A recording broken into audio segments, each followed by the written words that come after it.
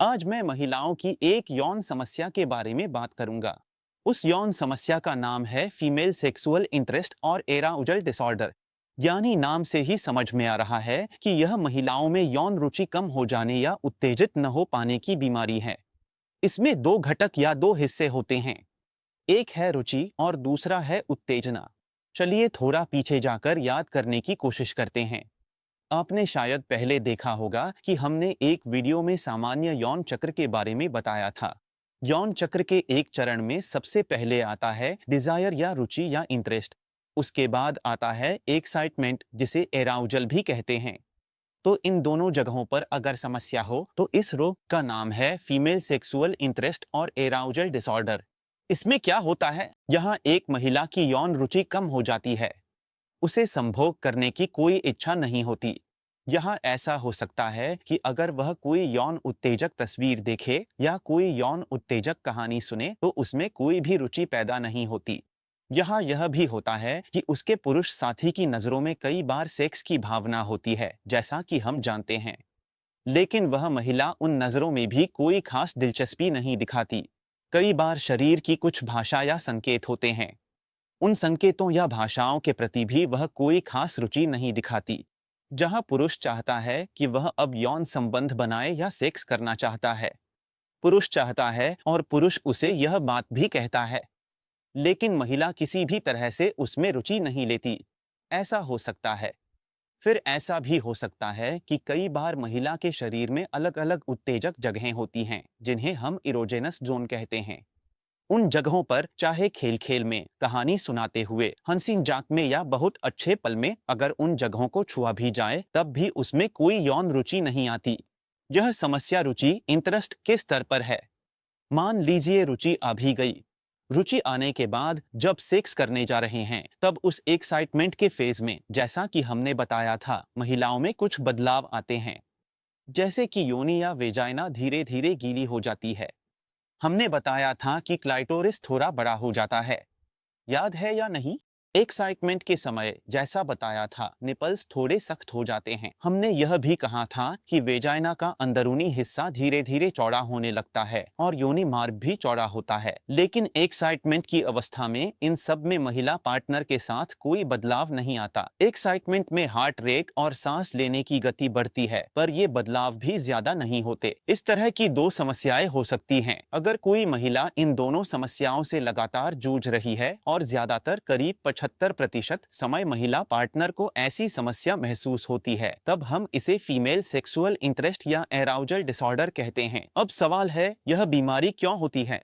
यह बीमारी कई कारणों से हो सकती है। यह शारीरिक या मानसिक कारणों से हो सकती है। शारीरिक कारणों में सबसे पहले हम देखते हैं कि कहीं कोई शारीरिक बीमारी या मेडिकल कंडीशन तो नहीं है। इसे अच्छे से जांचते हैं। मानसिक कारणों की बात बाद में करेंगे, उससे पहले कुछ और शारीरिक कारणों के बारे में बता दूं। जैसे हो सकता है हार्मोनल कोई समस्या हो, कहीं एस्ट्रोजन ले। कभी कभी अन्य समय में भी समस्या हो सकती है। महिलाओं में टेस्टोस्टेरोन की समस्या से भी यह हो सकती है। अगर उन्हें वेजाइनल या उस जगह कोई गायनोकोलॉजिकल समस्या है तो भी यह हो सकती है। क्या वह कोई दवा ले रही हैं, यह भी देखना जरूरी है। कई बार दवाओं के कारण लोग रुचि खो बैठते हैं। हम देखते हैं कि ये कारण हो सकते हैं। ये ही शारीरिक कारण हैं।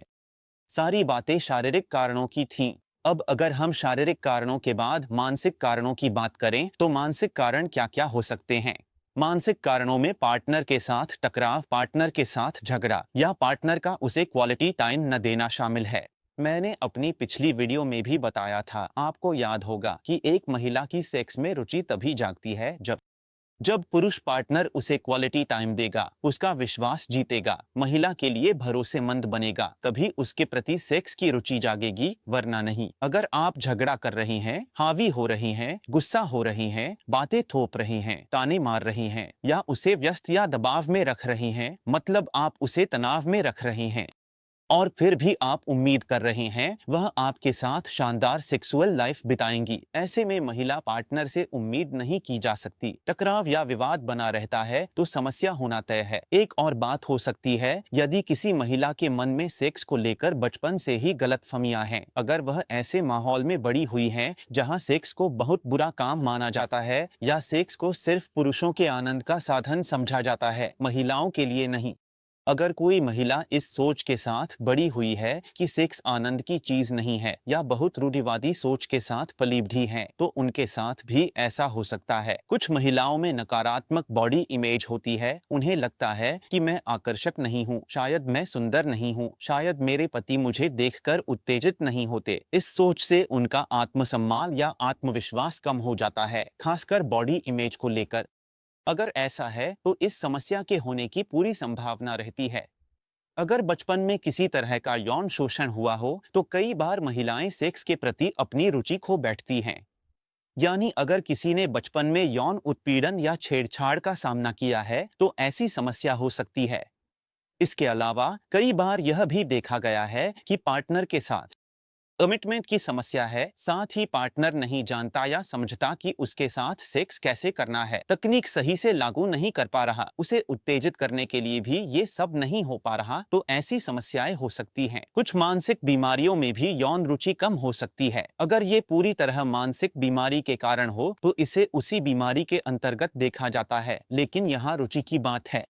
यह होता है कि अगर किसी को मेजर डिप्रेशन है यानी डिप्रेशन है, अगर किसी को एंजाइटी या ऑब्सेसिव कंपल्सिव डिसऑर्डर या स्ट्रेस से जुड़ा डिसऑर्डर है, इन सभी मानसिक बीमारियों में कई बार सेक्स में रुचि कम हो जाती है। अगर किसी को कोई गंभीर मानसिक बीमारी है तो भी कई बार देखा गया है कि उसमें भी इस विषय में रुचि कम हो जाती है, तो यह भी एक कारण हो सकता है।